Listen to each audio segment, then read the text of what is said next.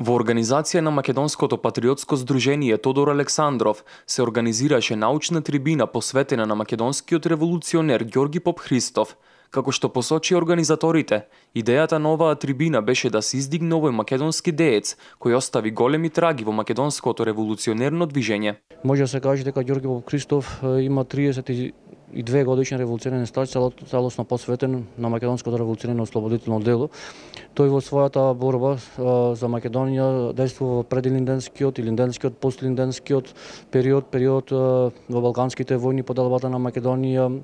По Првата светска војна учествува активно во внатрешната македонска револуционерна организација и во целиот неговот плоден револуционерен живот тој е активен со своите чети, действува во внатрешноста на Македонија. Ѓорги Попхристов учествувал во Балканските војни и во Првата светска војна, а во 1925 година бил избран за член на Централниот комитет на ВМРО. Како истакнат член на протогероистичката струја на ВМРО, тој учествува во помирителната комисија помеѓу двете разединети поделени струи на ВМРО.